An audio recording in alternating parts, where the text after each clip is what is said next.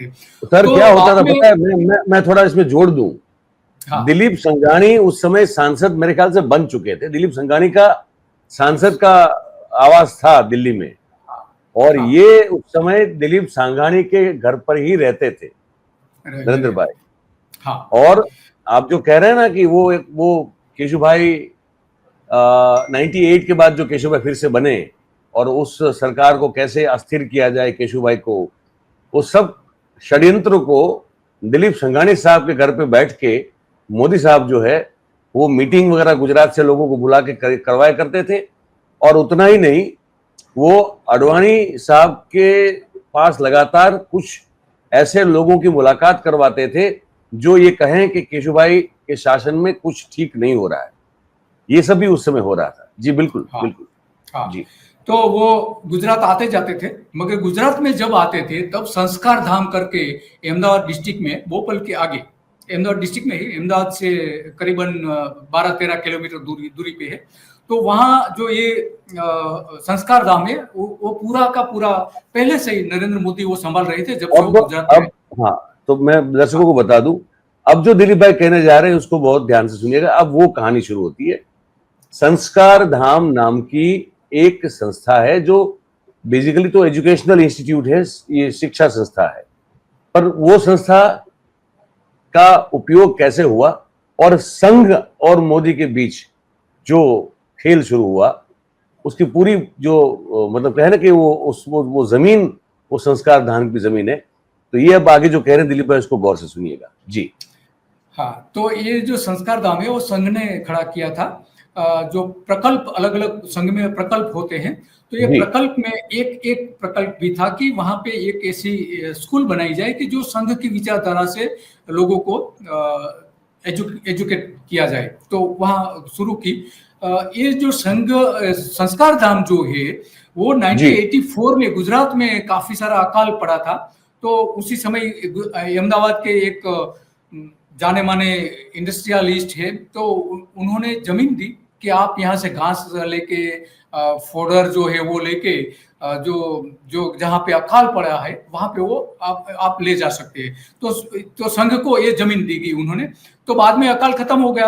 अकाल खत्म होने के बाद ये जो लैंड थी वो संघ ने इनके पास से कहा कि हम यहाँ एक स्कूल बनाना चाहते हैं, अगर आप ये जमीन हमको दे तो वो एग्री हो गई और वहां दी गई। और करीबन 85-86 में वहां स्कूल बनाने का तय किया। तो पहले से ही उनको जिम्मेदारी दी गई नरेंद्र मोदी को कि आप ये संस्कार धाम प्रकल्प जो हमारा है वो आप संभालेंगे।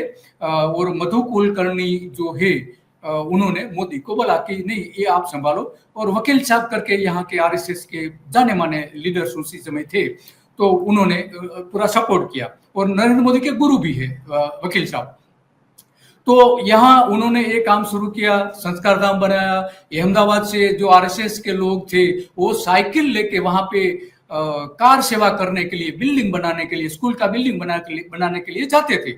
तो ये जो संस्कार धाम है, इसीलिए हम इनकी मैं डिटेल में बात कर रहा हूं कि ये नरेंद्र मोदी का पॉलिटिकल सेंटर बन गया था। कब? जब उन्होंने गुजरात से बाहर भेजा गया तब। तो वो दिल्ली से यहाँ पे आते थे, संस्कार धाम में रहते थे, और जो भी जिनको भी मिलना था वो संस्कार धाम में उनको बुलाते थे और वहां स्ट्रेटेजी बनाते थे। तो इस तरह का, तो इसमें उन्होंने देखा कि गुजरात में मेरा पॉलिटिकल करियर खत्म हो जाएगा, तो उन्होंने संघ के जितने भी पुराने कार्यकर्ता थे, ऐसे करीबन 72-76 जितने जो कार्यकर्ता थे जो अबाउट 60 हो चुके थे, इनकी एज जो है 60 से, तो उनको वहां पे बोला कि भाई हम ये सभी का सम्मान करेंगे। तो संघ में इनका ओपोज हुआ कि नहीं, ये तो हमारे संघ में नहीं होता है, किसी का हम सम्मान नहीं कर सकते हैं कि आप जो 60-70 एज के स्वयंसेवक जो है उनको वहां पे सम्मान करना चाहते हैं, तो ये नहीं हो सकता है। कई लोगों ने इनका ओपोज भी किया। तो उसी समय ये कार्यक्रम जो होने वाला था वो मनमोहन वैद्य, हाँ मनमोहन वैद्य नहीं, मैं अभी मनमोहन अभी संघ के संचालक है। अरे आप मोहन भागवत जी। मोहन भागवत, हाँ सॉरी, मोहन हाँ भागवत को उन्होंने हाँ इनवाइट किया था, वो आने वाले थे, मगर उनका फादर का देहांत हो गया था, तो वो नहीं आ हाँ पाए। तो उसी समय से मोहन भागवत नरेंद्र मोदी के साथ रहे, आज तक रहे। और अब तो हम देखते हैं कि किस तरह का दोनों का रिश्ता है। तो ये पूरा मामला उन्होंने संस्कार धाम में रह के केशुभाई सरकार को किस तरह से वो उन्होंने काफी सारा उनका संघ में ओपोज हुआ। कई लोग इनके सामने थे, मधुभाई कुलकर्णी और डॉक्टर मनमोहन वैद जो प्रांत प्रचारक थे उसी समय, उन्होंने बाद जी में ओपोज किया कि नहीं, ये हम नहीं कर सकते। तो उसी समय ये मोदी आते थे, तो हरेन पंड्या जो हमारे होम मिनिस्टर, स्टेट होम उस मिनिस्टर समय थे, हरेन पंड्या केशुभाई की सरकार में गृह मंत्री थे, बिल्कुल। हाँ गृह मंत्री थे। तो वो भी ये नरेंद्र मोदी पे वॉच रखते थे कि वो क्या करते हैं, कौन को किस किस को मिलते हैं। तो आई भी इनके पीछे रहती थी। तो ये पूरा मामला जो हुआ, इनके बाद ये संघ को खत्म करना शुरू इसीलिए किया नरेंद्र मोदी ने, क्योंकि उसी समय उन्होंने डिमांड, संघ के सामने डिमांड रखी कि मुझे गुजरात में वापस भेज दिए, मगर संघ तैयार नहीं हुआ, क्योंकि सारी लीडरशिप इनके खिलाफ थी गुजरात में भेजने के लिए। तो जी नरेंद्र मोदी ने काफी सारा प्रेशर किया संघ पर, संघ तैयार नहीं हुआ। तो इनके बाद ये जो सीनियर मोस्ट जो 60-70 ईयर्स के थे, उनका सम्मान का कार्यक्रम किया। ये करने का वजह ये था कि इन लोगों में उनका थोड़ा लोकप्रिय हो जाए, और वो लोग डिमांड करें कि नहीं, नरेंद्र मोदी को गुजरात में वापस लिया जाए। जी इसी दौरान क्या हुआ कि अडवाणी आने वाले थे गुजरात में। तो उसी समय कालुपुर रेलवे स्टेशन जो है, वहां पे करीबन 1000 कार्यकर्ता रेलवे स्टेशन पे गए, और वहां अडवाणी के सामने ओपोज किया, नरेंद्र मोदी को वापस लाओ, नरेंद्र मोदी को वापस लाओ, ये स्लोगन शाउटिंग किए, वहां बैनर बताए गए, सब कुछ हुआ। तो बाद में शाम को टागोर हॉल में एक कार्यक्रम था अडवाणी का, वहां भी जी ऐसा हुआ कि हमारे हीरो नरेंद्र मोदी, आगे नरेंद्र मोदी चल रहे हैं, पीछे इनके कार्यकर्ता चल रहे हैं और स्लोगन शाउटिंग कर रहे हैं। तो ये जो बीजेपी में जो इनडिसिप्लिन शुरू हुआ, तो यहां से हुआ। तो इनके लिए भी ये जिम्मेदार है, बीजेपी में जो इनडिसिप्लिन जो हुआ। तो ये पूरा सारा मामला इस तरह से चलता रहा। बाद में केशुभाई चले गए, और बाद में वापिस नरेंद्र मोदी आ गई। तो ये पूरा जो संघ का मामला है, संघ और नरेंद्र मोदी किस तरह के आमने सामने आए, तो इनका पूरा ये हिस्ट्री है। और हम जानते हैं कि बाद में वो सीएम के तौर से गुजरात में आए। हम देखेंगे कि जब गुजरात में वो आए थे, राजकोट में जो इलेक्ट हुए थे एमएलए की तौर से, तो ये उसी समय का ये वीडियो है।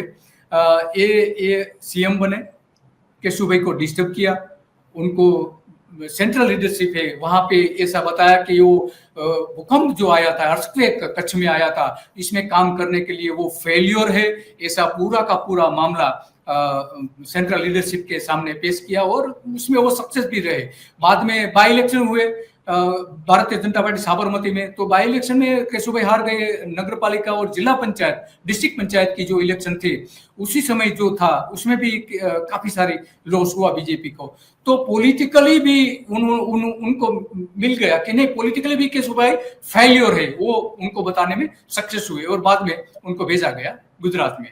तो ये पूरा मामला है। और गुजरात में जब सीएम बने, इनके बाद उन्होंने शुरू किया कि जितने भी संघ के, तब तक उन्होंने विश्व हिंदू परिषद को अपने साथ रखा, किसान संघ को भी अपने साथ रखा, बाकी सारी जो आरएसएस की जो इंस्टीट्यूट है 76 करीबन थी उसी समय, तो उनको भी साथ में रखा। मगर जब सीएम बने तब से उन्होंने किसान संघ को खत्म करना शुरू किया, वीएचपी को थोड़े समय अपने साथ में रखा, बाद में उनको धीमे धीमे खत्म करने के शुरू किया, और संघ के काफी सारे जो लीडर्स, जाने माने लीडर्स थे, उनको भी परेशान किया, उनको यहाँ गुजरात से बाहर भेजा गया, और संघ जो उनको बताते थे वो नहीं करते थे।